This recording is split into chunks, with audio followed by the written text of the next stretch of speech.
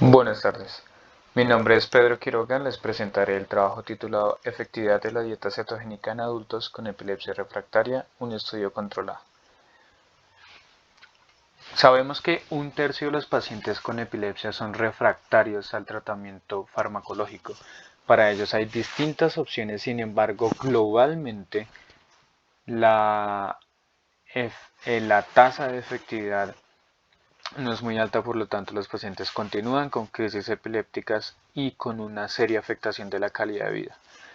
Recientemente ha resurgido la dieta cetogénica como una alternativa terapéutica en esta población que tiene un cuerpo de evidencia fuerte en población pediátrica, pero no en población adulta. En niños hay alrededor de 10 estudios aleatorizados clínicos aleatorizados, sin embargo en adultos hay solo dos. Uno de ellos con una baja calificación grade, lo que significa que tiene serias críticas metodológicas que precluyen tomar estos resultados y de pasarlos a la práctica clínica. Otro estudio metodológicamente muy robusto con 6 años de reclutamiento apenas logró reclutar 75 pacientes que se dividieron entre ambos grupos. Terapia eh, cetogénica, dieta cetogénica adyuvante a terapia farmacológica versus solo terapia farmacológica. El reducido número de pacientes limita el poder del estudio y los investigadores no pueden demostrar una diferencia estadísticamente significativa entre ambos grupos. Nuestro objetivo es realizar un estudio controlado para determinar la efectividad de la dieta cetogénica a partir de una cohorte retrospectiva con una estrategia de análisis novedosa que ya les comentaré. Los pacientes fueron reclutados entre enero de 2015 y julio del 2020. Las variables que se toman son demográficas, clínicas, antropométricas, se toman de la historia clínica. El desenlace principal es la reducción en el promedio de frecuencia de crisis, que es una variable autorreportada, y la adherencia al tratamiento, a la dieta cetogénica, es evaluada en consulta con nutrición. Ahora, se hacen dos análisis, un análisis descriptivo que busca identificar cuáles son los factores diferenciales entre los pacientes que intentan y no intentan la dieta cetogénica al comparar pues estos dos grupos. El análisis de efectividad busca determinar la reducción en frecuencia de crisis de los pacientes que realizan la dieta Atkins modificada adyuvante a terapia farmacológica versus un grupo que solo tiene terapia farmacológica. Los pacientes, a todos los pacientes con epilepsia refractaria vistos en consulta se les ofrecía la dieta cetogénica. Los pacientes y consultar con nutrición, los pacientes decidían si iniciaban o no con esta otra terapia y se iban evaluando la respuesta al tratamiento en los distintos controles. Bueno, para poder hacer comparables los dos grupos, es necesario realizar un apareamiento. ¿Bajo qué base teórica? Es claro que los pacientes que deciden realizar la dieta tienen de entrada características diferentes a los que no. También que otro factor confusor en cuanto a la respuesta que se va a encontrar, el cambio en la frecuencia de crisis en ambos grupos. Un factor confusor muy importante es que ambos grupos tienen terapia farmacológica, que puede no ser exactamente igual en ambos grupos en términos de cambios de fármacos, cambios de dosis, por ejemplo. Y otro factor confusor es cuál es la severidad basal, que la resistencia basal que presentaban los pacientes a la terapia farmacológica. Considerando estos tres factores, definimos que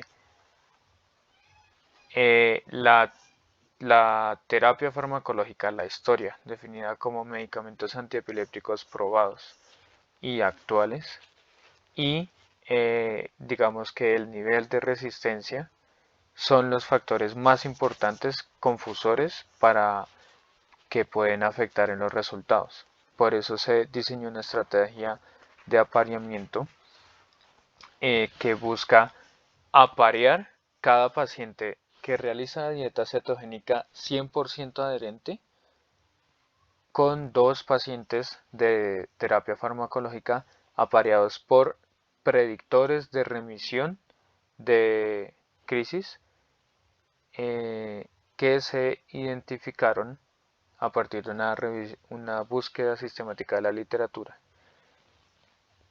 En esta búsqueda sistemática de la literatura se identificaron cohortes donde el desenlace fuera remisión de frecuencia de crisis ya fuera de 6 o de 12 meses al menos, y evaluaran qué factores clínicos y demográficos estaban asociados con un peor pronóstico a futuro. Estos predictores fueron los que se usaron para aparear ambos grupos, con el objetivo de que basalmente tenemos que ambos pacientes tendrían el mismo nivel de historia de resistencia a la terapia farmacológica y que tendrán la misma probabilidad por predictores de responder a la terapia farmacológica.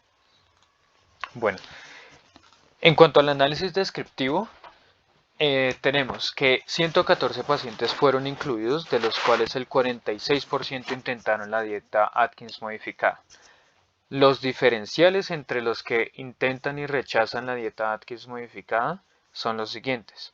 La edad de inicio de la epilepsia, que es menor en los pacientes que intentan la dieta Atkins modificada.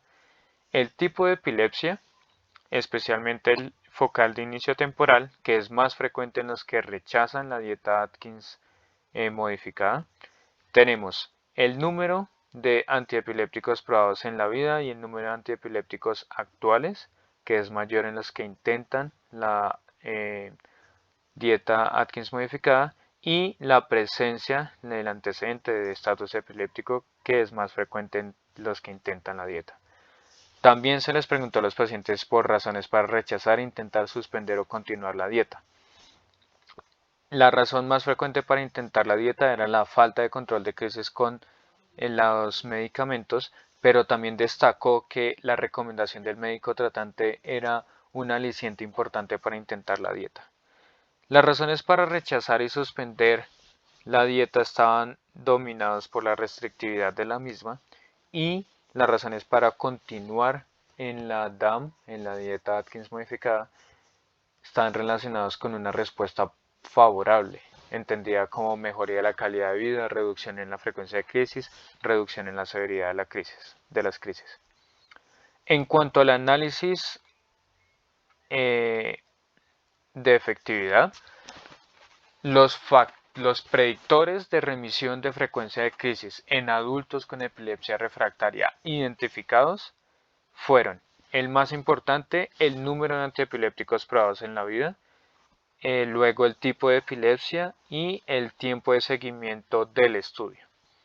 Entonces, para parear los pacientes, lo que se hizo es que se identificaron de 88 pacientes elegibles, que son los que tienen datos de frecuencia de crisis completos, básicamente, de entre los anteriores 114, 88 tenían datos completos para ser analizados. 12 de ellos realizaron la DAM de forma 100% adherente. A cada uno se le asignó dos controles del grupo de terapia estándar farmacológica.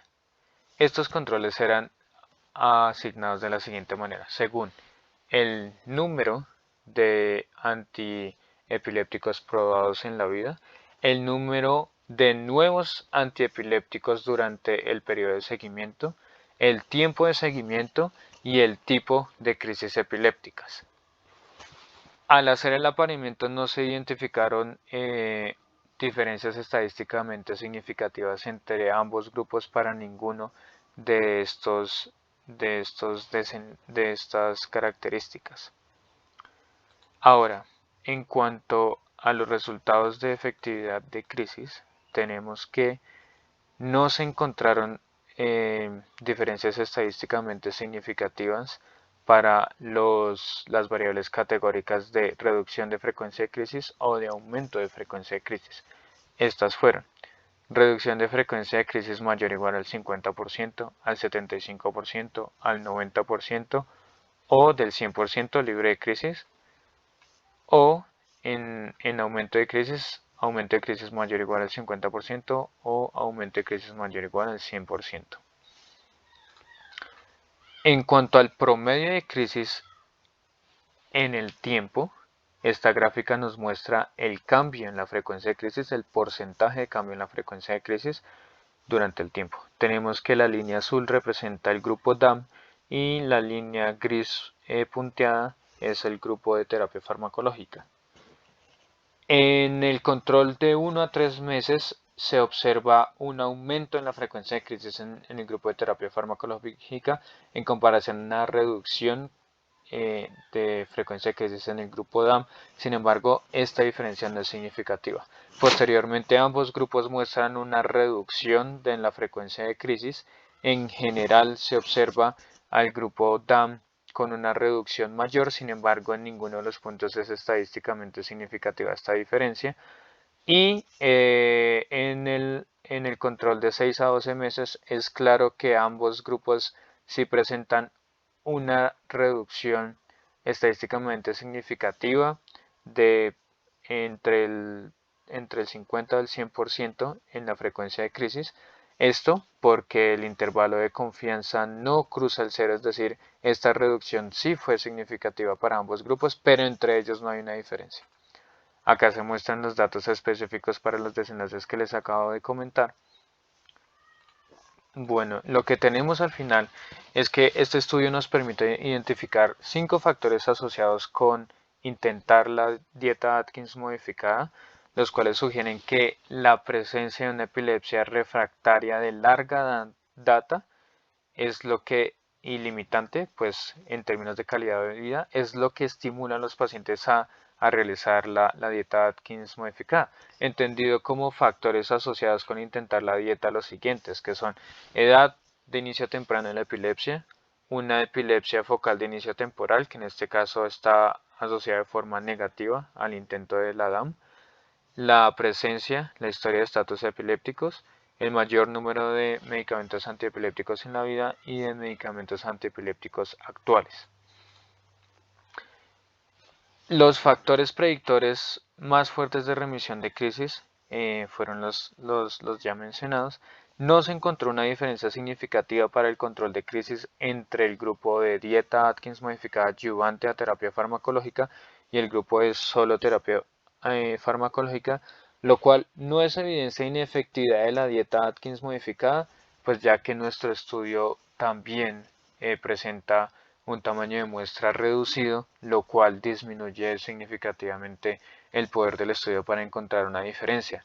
Lo que es, digamos, más relevante de resaltar de nuestro estudio es que provee una estrategia de análisis novedosa que podría aplicarse a otras cohortes, a datos incluso ya existentes, que nos permitan a una escala global generar datos que llenen ese espacio que falta por definir en evidencia más fuerte de estudios controlados para definir la efectividad de la dieta Atkins modificada en adultos.